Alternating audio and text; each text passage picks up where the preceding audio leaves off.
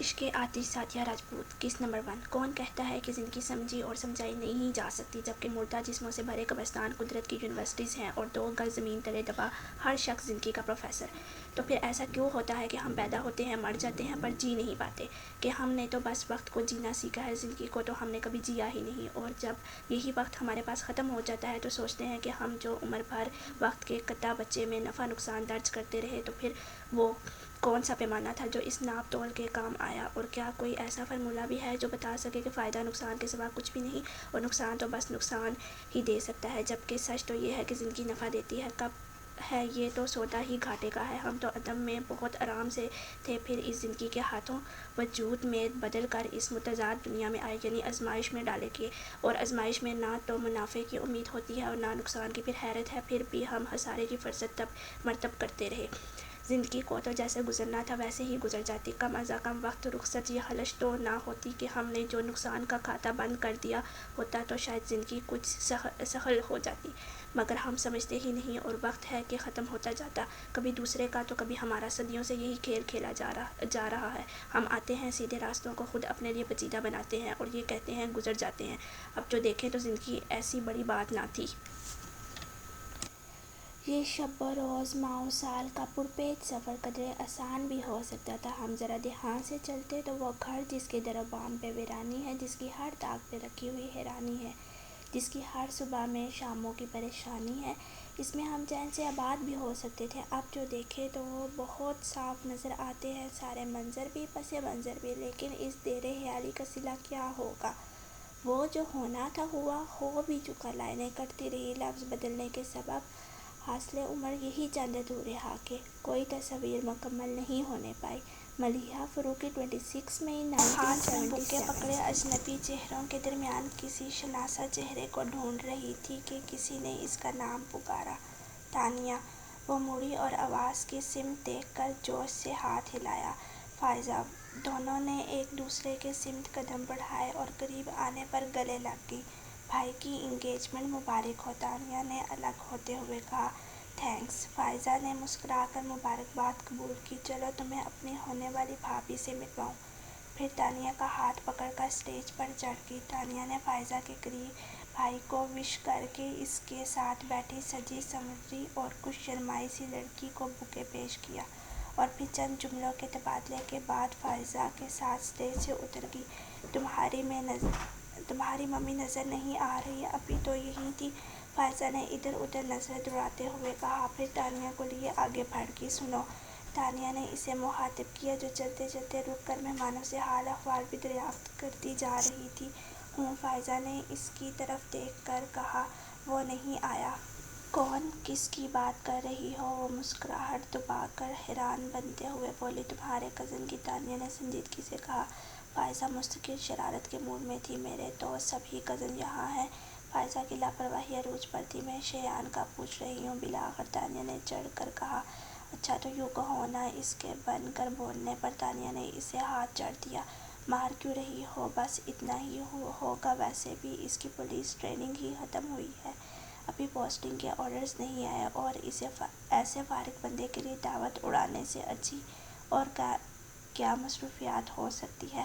بات ختم کرتے ہی وہ پیچھے ہٹی۔ کہیں تانیہ شایان کی حمایت میں اسے ایک اور تھپڑ نہ چاٹ دے۔ تانیہ نے اسے گھورا مگر پھر قصداً نظر انداز کرتے ہوئے پوچھا، ایک بات تو بتاؤ۔ پوچھو۔ صورتحال قابو میں دیکھ کر فائزہ اس کے برابر آ کھڑی ہوئی۔ شایان کس رشتے سے تمہارا کزن ہے؟ اصل میں میری ممی شایان کی مدر کی کزن ہے۔ اچھا۔ سر ہلاتے ہوئے تانیہ نے سامنے دیکھا تو اس کی نظر ڈنر سوٹ میں ملبوس شایان کے دراز قامت وجود پر پڑی۔ اس نے فائزہ کو پکڑ کر جھنجھوڑ دیا۔ شایان آ گیا، شکر ہے، نہیں تو تم مجھے مار ڈالتی۔ بکو مت، تانیہ نے شایان کو دیکھتے ہوئے اسے ڈانٹا جو سیدھا انہی کی طرف آ رہا تھا۔ کیا ہو رہا ہے؟ وہ پاس آ کر بولا۔ تمہارے آنے کی خوشی میں تانیہ میرا گلا دبانے والی ہے، فائزہ بیچارگی سے بولی۔ شایان نے پہلے اس کی شکل دیکھی، پھر تانیہ کی، جس کے دونوں ہاتھ پیچھے سے فائزہ کے شانوں پر تھے۔ تانیہ نے بھدک کر اپنے ہاتھ ہٹائے اور زور سے اسے دھکا دے کر بولی، دفعہ ہو جاؤ۔ ہاں ہو رہی ہوں، ویسے بھی تم جیسے کبابوں کی ہڈی بننے میں اپنا ہی نقصان ہے۔ اور ہاں، جاتے جاتے وہ بولی، یہاں سے ہلنا مت، میں ممی کو لے کر آتی ہوں۔ وہ چلی گئی تو شایان نے مسکراہٹ دبا کر پوچھا، کیا تم واقعی اس کو مار رہی تھی؟ بیکار کی باتیں مت کرو تانیہ، برا منہ بنا کر بولی، تمہیں نہیں پتا اسے ایکٹنگ کرنے کا کتنا شوق ہے؟ تانیہ کچھ پل کی خاموشی کے بعد شایان نے اسے پکارا تو وہ سر اٹھا کر اسے دیکھنے لگی۔ ایک بات کہو شولڈر کٹ بالوں کو چہرے سے ہٹا کر وہ سنجیدگی سے اس کی طرف متوجہ ہو کر بولی تو وہ دھیرے سے مسکرا کر بولا، پہلی بار تمہیں یوں سجے سنورے روپ میں دیکھ رہا ہوں، اچھی لگ رہی ہو۔ وہ پزل ہوگی، واقعی وہ بہت صدا سے حویلی میں آ رہا کرتی تھی اپنی طرف، خاصی لاپرواہی، لیکن آج خلاف معمول، بلکہ ایمبرائڈری کے شفون کی شلوار قمیض میں دوپٹہ کندھوں پر ڈالے، ہلکے میک اپ کے ساتھ میچنگ جیولری پہنے کافی مختلف لگ رہی تھی۔ اور آج بال بھی بینڈ کی قید سے آزاد شانوں پہ لہرا رہے تھے۔ شایان کے اس قدرے ڈائریکٹ جملے پر حالانکہ وہ بس ایک پل کو ہی گڑبڑائی تھی، پھر بھی محفوظ سی ہنسی ہنس کر تانیہ نے خفگی سے اس کی سمت دیکھا، کیا یہی کہنا تھا؟ اور فوراً بولی، نہیں، کہنا تو کچھ اور ہے، پر سوچا تمہاری تھوڑی سی تعریف کر دوں، سنا ہے لڑکیوں کو اپنی تعریف بہت اچھی لگتی ہے، پھر ان سے جو بھی کہا جائے وہ فوراً مان جاتی ہیں، تم کیا منوانا چاہتے ہو؟ شایان کی بات سے قیاس لگا کر اس نے آئی برو اچکا کر پوچھا۔ کچھ بھی کہنے سے پہلے وہ کچھ پل چپ رہا، جیسے الفاظ ترتیب دے رہا ہو، پھر دھیرے دھیرے بولنے لگا، تانیہ میں نہیں جانتا میں نے کب اس طرح سے سوچنا شروع کیا، مگر یہ بات میرے دل میں بہت عرصے سے تھی، بس کبھی کہا نہیں، سوچا مناسب وقت آنے پر تم سے کہوں گا۔ کچھ لمحہ خاموشی سے سرک گئے وہ وقت، پتہ نہیں مناسب ہے یا نہیں، مگر میں اب اور انتظار نہیں کر سکتا۔ اپنی بات کے آخر میں اس نے تانیہ کی طرف دیکھا جو یکاٹک اسے ہی دیکھ رہی تھی۔ شایان کا گمبھیر لہجہ، سرخ زدہ الفاظ اور آنکھوں کا غالبانہ بند، تانیہ کو لگا شایان آج وہ سب کہہ دے گا جسے سننے کی خواہش 3 سال سے اس کے دل میں تھی۔ تانیہ میں تم سے ایکسکیوز می پلیز، فائزہ کی تیز آواز سے طلسم ٹوٹ گیا اور وہ دونوں چونک کر اس کی طرف مڑے جو قدرے بھاری جسامت والے مگر گریس فل مرد کا ہاتھ پکڑے ان کی طرف آتی دور سے ہی چلائی تھی، ممی تو بزی ہے مگر دیکھو میں پاپا کو لے کر آئی ہوں۔ وہ بولتے ہوئے ان کے پاس آ کر رکی، پھر تعارف کروانے لگی، تانیہ ان سے ملو، یہ میرے پاپا ہیں، پھر تانیہ کی طرف اشارہ کرتے ہوئے کہا، اور پاپا یہ میری best friend Tania Farooqui, most intelligent businessman Noor Alhuda Farooqui کی بیٹی، ہم دونوں MBA کلاسز میں ساتھ ساتھ تھے۔ فائزہ کی بات پر وہ بری طرح چونکے، تم نور الہدیٰ کی بیٹی ہو؟ جی، نور الہدیٰ فاروقی ایک مشہور شخصیت تھے اور اکثر تانیہ کے بتانے پر ان کے حوالے پر لوگ چونکہ یہ سوال کرتے تھے، اس لیے تانیہ نے کچھ خاص نوٹس نہیں لیا۔ کیا آپ میرے پاپا کو جانتے ہیں؟ انہیں کون نہیں جانتا؟ اب وہ سنبھل کر بول رہے تھے، he is the leading industrialist of the country, اور لاسٹ ویک بزنس میگزین میں جو ان کا انٹرویو چھپا تھا کمال کا تھا، وہ بہت سے لوگوں کے لیے انسپریشن ہے۔ ابھی وہ MBA تو کمپلیٹ ہو گیا، اب کیا کر رہی ہو؟ اپنے پاپا کی تعریف پر اسے فطری طور پر وہ خوشی ہو رہی تھی۔ ان کی بات کے جواب میں وہ مسکرا کر بولی، گڈ۔ وہ خوش دلی سے بولے، اوکے بیٹا، مجھے کچھ اور مہمانوں کو بھی وقت دینا ہے، تم لوگ انجوائے کرو۔ وہ ناقابل فہم انداز میں مسکراتے ہوئے چلے گئے تو تانیہ کو یکدم سے شایان کا خیال آیا۔ وہ پلٹی مگر وہاں کوئی نہیں تھا۔ اس نے تیزی سے نظریں دوڑائیں مگر شایان کہیں نظر نہیں آ رہا تھا۔ کیا بات ہے؟ فائزہ نے اسے کچھ ڈھونڈتے پا کر پوچھا۔ شایان ابھی تو یہیں تھا، کہاں چلا گیا؟ ارے ہاں، یہ اچانک کہاں غائب ہو گیا؟ تانیہ اس کی بات کو انسنا کرتے ہوئے شایان کی تلاش میں مین گیٹ تک آئی تو اس نے شایان کو ہال سے باہر جاتے دیکھا۔ شایان بات سنو، وہ بے ساختہ پکاری مگر شایان نے جیسے سنا ہی نہ ہو باہر نکلتا چلا گیا، تانیہ اس کے پیچھے، مگر جب وہ باہر آئی شایان اپنے بائک پر بیٹھ کر جا چکا تھا۔ اس خیال نے تانیہ کو آزادہ کر دیا، وہ کچھ کہے بغیر ہی چلا گیا۔ وہ کتنی ہی دیر اندھیرے میں بے حس و حرکت کھڑی رہی۔ وہ کب سے شایان کے موبائل پر کال کرنے کی کوشش کر رہی تھی مگر دوسری طرف فون بند تھا۔ آ جاؤ، دروازے پر دستک کی آواز سن کر اس نے بلند آواز میں بیزاری سے کہا اور پھر سے موبائل پر نمبر ملایا۔ جی ماما۔ دروازہ کھول کر اپنی ماما کو اندر آتے دیکھ کر اس نے موبائل نیچے کر دیا۔ 2 بار خدیجہ کو تمہیں بلانے کے لیے بھیج چکی ہوں، آ کر کھانا تو کھا لو۔ تانیہ انہوں نے اسے سرزنش کی، آپ چلیں، میں بس تھوڑی دیر میں آتی ہوں۔ وہ زج ہو رہی تھی، آخر شایان نے موبائل آف کیوں کیا ہے جب سے آفس سے آئی ہو فون سے چپک کر بیٹھی ہو، آخر کس کو فون کر رہی ہو؟ ایک دوست کو جس اپڈیٹ نے برسوں سے اپنا موبائل بند رکھا ہوا ہے، اور میں اس سے بھی بڑی ایڈیٹ ہوں جو بار بار اس کا نمبر ٹرائی کر رہی ہوں۔ موبائل سے نظر ہٹائے بغیر تانیہ نے کہا اور دوبارہ نمبر ڈائل کرنے لگی تو ماما نے آگے بڑھ کر موبائل اس کے ہاتھ سے لے لیا، سائڈ ٹیبل پر رکھ دیا۔ فون بعد میں بھی ہو سکتا ہے، اب چلو تمہارے پاپا انتظار کر رہے ہیں۔ پاپا آ گیا، وہ گود میں رکھا تکیہ بیڈ پر رکھ کر اٹھ گئی۔ ہاں، اور تم 5 منٹ میں نیچے آ جاؤ ورنہ میں تمہارے پاپا کو بھیجتی ہوں، وہ دھمکی آمیز انداز میں کہہ کر کمرے سے چلی گئی تو تانیہ نے بھی فٹافٹ منہ ہاتھ دھویا اور بال کلپ میں جگڑ کر نیچے ڈائننگ روم میں آ گئی اور کرسی گھسیٹ کر بیٹھتے ہوئے نور الہدیٰ سے کہا، کیا بات ہے پاپا، آج آپ 9 بجے ہی گھر پر نظر آ رہے ہیں؟ بس بیٹا، گھڑی نے دھوکہ دے دیا، ورنہ میں تو 12 بجے کے بعد ہی گھر آتا تھا، شاید اٹک گئی ہے، تانیہ کے شرارتی انداز میں پوچھتے پر وہ سنجیدگی سے بولتے ہوئے آخر میں یوں انگلی سے کلائی پر بندھی گھڑی کو ٹھوکنے لگے جیسے گھڑی واقعی اٹک گئی ہو۔ مریم ان کے مذاق کو سمجھ کر حقی سے بولی، کیوں 12 بجے سے پہلے گھر آنے پر پابندی ہے؟ مزے سے ہنس دی تانیہ نے ایک دم منہ پہ ہاتھ رکھ کر ہنسی روکی اور محفوظ انداز میں نور الہدیٰ کی طرف دیکھنے لگی جو پہلے ہی جیسی سنجیدگی سے بولے۔ نہیں، لیکن پابندی تو 12 بجے کے بعد آنے پر بھی نہیں ہے، مریم سلک کر زور سے بولی۔ بہادر، پانی ابھی تک ٹیبل پر نہیں پہنچا۔ بس پاپا، اب خیریت اسی میں ہے کہ چپ کر کے کھانا کھا لیں ورنہ آپ کو مما سے زبردست ڈانٹ پڑ سکتی ہے۔ مشورہ تو بہت اچھا ہے تانیہ، پر بات یہ ہے کہ تمہاری مما کو مجھے ڈانٹنا پسند ہے اور مجھے ان سے ڈانٹ سننا۔ نور الہدیٰ، کھانا ٹھنڈا ہو رہا ہے۔ ان کے ٹوکنے پر نور الہدیٰ نے فرمانبرداری سے سامنے رکھی پلیٹ میں سالن ڈالا اور چپاتیوں کے لیے ہاتھ بڑھایا۔ تمہارے صاحبزادے نظر نہیں آ رہے، کہاں ہیں؟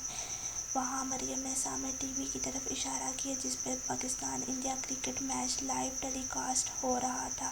دونوں نے ٹی وی کی طرف دیکھا اور تانیہ حیرت سے بولی، ٹی وی میں نہیں، اسٹیڈیم میں دوستوں کے ساتھ میچ دیکھنے گئے ہیں وہ۔ تانیہ کی پلیٹ میں سالن ڈالنے لگی جو اب تک خالی تھی۔ دادا جان بھی ساتھ گئے ہیں، وہ اپنے کمرے میں ہیں، آج پھر ڈپریشن کا دورہ پڑا ہے، صبح سے دروازہ بند کر کے بیٹھے ہیں، کتنی بار ان کا دروازہ بجا چکے ہوں مگر وہ کوئی جواب ہی نہیں دے رہے۔ دادا جان کے اس طرز عمل کے سبھی عادی تھے۔ نور الہدیٰ کسی تاثر کے بغیر کھانا کھا رہے تھے لیکن تانیہ نے سامنے رکھے کھانے کو ہاتھ بھی نہیں لگایا۔ پتہ نہیں دادا جان کو ایک دم سے کیا ہو جاتا ہے، کیوں خود کو کمرے میں بند کر لیتے ہیں، پھر اگلے کئی دنوں تک انہیں کسی چیز کا ہوش نہیں رہتا۔ پاپا، آپ کو پتہ ہے دادا جان ایسے کیوں کرتے ہیں؟ تانیہ افسردگی سے نور الہدیٰ سے پوچھنے لگی۔ کھانا کھاتے ہوئے ایک پل کو نور الہدیٰ کا ہاتھ رکا، پھر تلخی سے بولے، ہوں گے عمر رفتہ کے کچھ زخم جو کل کرتے ہوں گے۔ اس عمر میں یوں بھی آدمی کے پاس پچھتاوے کے لیے بہت کچھ ہوتا ہے۔ تانیہ کو ان کا انداز اور بات دونوں ناگوار گزرے۔ وہ اپنی جگہ سے اٹھ کھڑی ہوئی، میں دادا جان کو لے کر آتی ہوں، انہوں نے صبح سے کچھ نہیں کھایا ہوگا، پھر کسی کی طرف دیکھے بغیر وہاں سے چلی گئی۔ لاؤنج میں دائیں اور بائیں دونوں طرف سیڑھیاں تھیں، دائیں طرف کی سیڑھیاں اوپر منزل کے کوارٹرز سے جڑی تھیں جبکہ بائیں جانب کی بیسمنٹ کی انہی سیڑھیوں کے ایک جانب اظہر فاروقی کا کمرہ تھا۔ تانیہ کی کئی بار دستکوں کے بعد بھی اندر سے کوئی جواب نہ آیا۔ دروازہ کھولیے دادا جان، مگر اندر خاموشی کا راج تھا۔ میں آپ کو لینے آئی ہوں اور لیے بغیر نہیں جاؤں گی، جواب ندارد۔ ٹھیک ہے، آپ کو دروازہ نہیں کھولنا تو نہ کھولیں، میں بھی یہیں دروازے کے پاس بیٹھی رہوں گی۔ اور پھر وہ دروازے کے پاس دیوار سے ٹیک لگا کر بیٹھ گئی۔ اگلے کچھ اور پلوں کی خاموشی کے بعد ہلکی سی کلک کی آواز کے ساتھ دروازہ کھل گیا۔ تانیہ نے سر اٹھا کر دیکھا تو اظہر فاروقی ذرا سا دروازہ کھول کر چہرہ باہر نکالے اسے دیکھ رہے تھے۔ اندر آ جاؤ، اتنا کہہ کر وہ دروازہ کھلا چھوڑ کر واپس مڑ گئے۔ تانیہ اندر چلی گئی۔ بیٹھو، انہوں نے تانیہ سے بیٹھنے کو کہا تو اس کو محسوس ہوا جیسے ان کی آواز رندی ہوئی ہے، ان کے چہرے پر آنسوؤں کے نشان تھے، انہیں جھکا رکھی تھیں۔ تانیہ کو اندازہ تھا کہ وہ سرخ ہو رہی ہوں گی۔ ہر بار کی قید تنہائی کے بعد ان کی حالت ایسے ہی درگو ہوا کرتی تھی۔ وہ ریٹائرڈ کرنل تھے اور ان کی بارگب شخصیت سے جاں پسندی ٹپکتی تھی۔ 70 برس کی عمر میں بھی ان کی صحت قابل رشک تھی۔ کچھ سالوں سے بلڈ پریشر کے مسئلے کے سوا ان کو کوئی پریشانی نہیں ہوئی۔ البتہ عمر کی زیادتی کی وجہ سے ان کے شانے قدرے جھک گئے تھے، مگر ان کے رعب، دبدبے اور شخصیت سے یکسر مختلف تانیہ نے ہمیشہ انہیں نرم مزاج ہی پایا تھا۔ ان کی کڑکڑاتی آواز تانیہ نے سرگوشیوں جیسی دھیمی ہی سنی تھی، گو ملال کی ایک مستقل کیفیت ان کے سرخ سفید چہرے کی مکین تھی۔ وہ تانیہ کو چٹان کی طرح مضبوط لگا کرتے تھے، مگر اس وقت وہ بے حد کمزور اور شکستہ دکھائی دے رہے تھے۔ تانیہ بیڈ کے کونے پر ٹک گئی۔ وہ آہستہ سے چلتے آتش دان کے پاس کرسی کے ساتھ رکھی ٹپائی تک آئے، اس پر کھلی پڑی ریڈ کور کی ڈائری اٹھائی اور اس طرح چلتے اسٹڈی ٹیبل تک آ گئے۔ ڈائری کو دراز میں رکھ کر لاک کیا اور چابی ہاتھ میں لے لی۔ پھر تانیہ کو مخاطب کیے بغیر کہا، میں فریش ہو کر آتا ہوں اور باتھ روم میں چلے گئے۔ تانیہ نے غیر دلچسپی سے یہاں وہاں سر گھمایا، پھر تھوڑی کے نیچے ہاتھ رکھ کر آتش دان کے اوپر لگی تصویر کو دیکھنے لگی۔ کچھ ہی دیر میں اظہر فاروقی کمرے میں آ گئے۔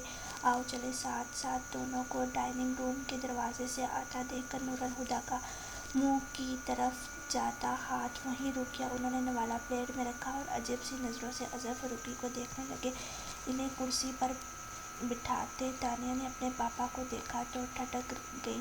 دوسری طرف نور الہدیٰ نے اس کی نگاہوں کو محسوس کر کے آنکھیں چمکاتے ہوئے پلیٹ سے نوالہ اٹھا کر منہ میں رکھا، مگر اسے نگلنے کے لیے پانی کا سہارا لینا پڑا۔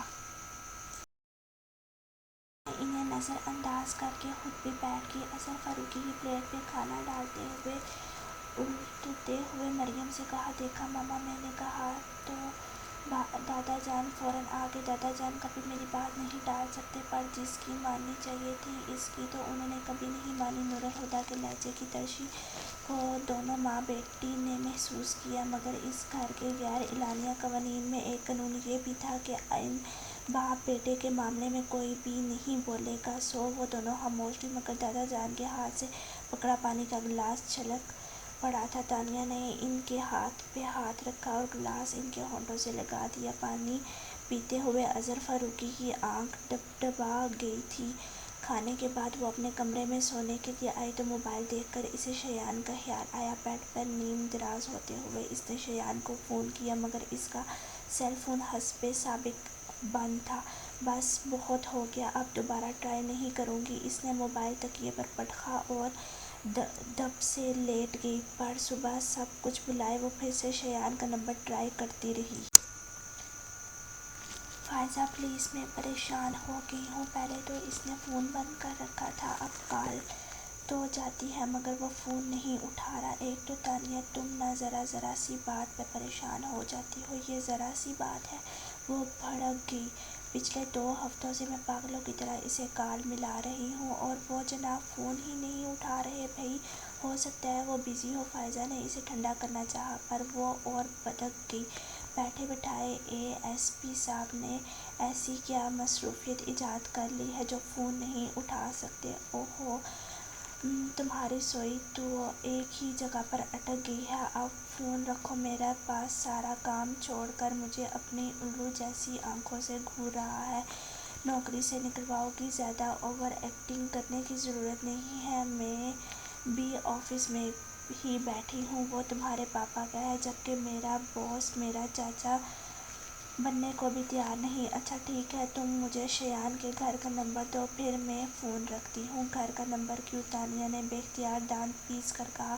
ویسے جلدی کی رٹ لگا رکھی ہے، مگر کیوں، کس لیے بھی پوچھنا ضروری ہے۔ پھر کچھ نارمل لہجے میں کہا، دیکھو موبائل پر تو وہ کال ریسیو کر نہیں رہا، گھر کا فون تو اٹھائے گا۔ ہاں، مگر میرے پاس اس کے گھر کا نمبر نہیں ہے۔ وٹ؟ وہ دہاڑی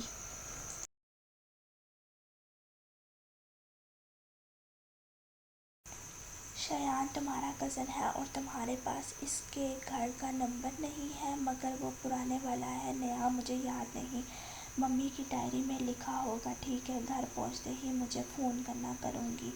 اور اب فون رکھ دو، بائے۔ تانیہ نے فون رکھ دیا۔ تبھی کسی نے اس کے آفس کے دروازے پر دستک دی۔ کم ان۔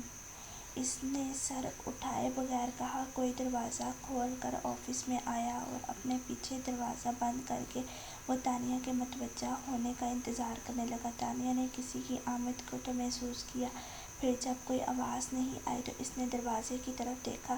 17-18 سال کا صاف رنگت والا لمبا مگر دبلا لڑکا گہرے رنگ کی پینٹ پر اسی رنگ کی شرٹ پہنے، بازو سینے پر لپٹے، زیر لب مسکراہٹ کے ساتھ اسے ہی دیکھ رہا تھا۔ تانیہ کو اپنی طرف متوجہ ہوتے دیکھ کر وہ لمبے لمبے ڈھنگ بڑھتا اس کی طرف آ گیا، پھر ایک ہاتھ ٹیبل پر رکھ کر جھکتے ہوئے بولا، آپ کو ابھی اور اسی وقت ہمارے ساتھ چلنا ہوگا۔ اس کی بات سن کر تانیہ دلچسپی سے مسکرائی اور ایک ہاتھ تھوڑی کے نیچے رکھ کر وہ ٹیبل پر آگے ہوئی، اسی کے انداز میں بولی، اور اگر میں نہ جاؤں تو میں آپ کو زبردستی کندھوں پر اٹھا کر لے جاؤں گا۔ واقعی، تانیہ اطمینان سے بولی۔ اسماعیل نے ادھر اس کے اطمینان میں بھی کوئی فرق نہیں آیا۔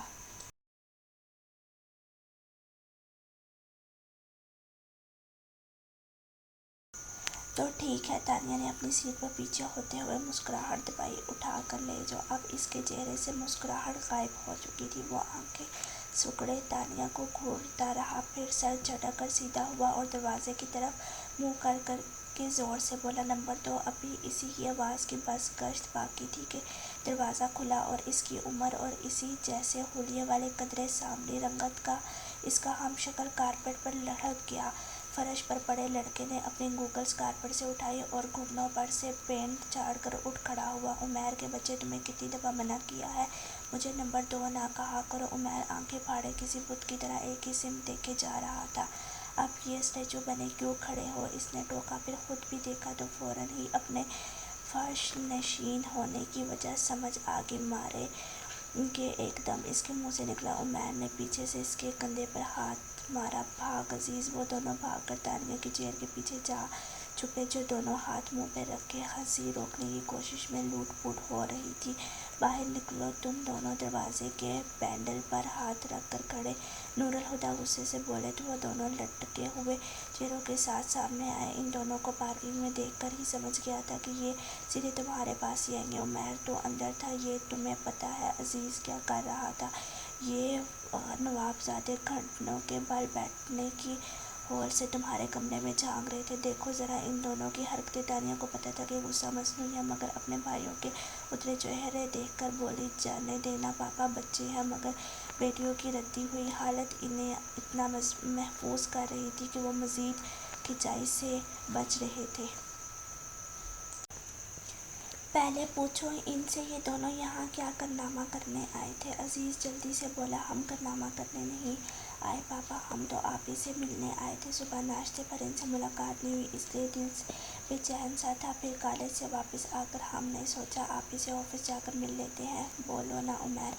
آلاپائے کی بکواس ایکٹنگ کرتے ہوئے اس نے عمیر سے مدد مانگی، جو فوراً ہی مل گئی۔ بالکل پاپا، یہ 2 نمبر ٹھیک کہہ رہا، تم نے پھر مجھے 2 نمبر کہا۔ عزیز سب چھوڑ کر اس کے پیچھے پڑ گیا، تم مجھ سے پورے 15 منٹ چھوٹے ہو تو ہوئے نا نمبر 2۔ ہاں، عزیز کی بات اس قدر مدبرانہ تھی جیسے یہ بات آج ہی اس کے علم میں آئی ہو۔ تم دونوں پھر سے شروع ہو گئے۔ نور الہدیٰ انہیں ٹوکتے ہوئے تانیہ کی طرف مڑے، یہ دونوں اگر 5 منٹ اور آفس میں رہے تو بھوچال آ جائے گا اور تمہیں لیے بغیر یہ ٹکیں گے نہیں، اس لیے تم ان دونوں کے ساتھ جاؤ، تمہارا کام طارق دیکھ لے گا۔ اوکے، تانیہ سر ہلا کر بولی تو عمیر جلدی سے آگے ہوا، ہم صرف آپ ہی کو لینے نہیں آئے، آپ بھی ہمارے ساتھ چلیں گے۔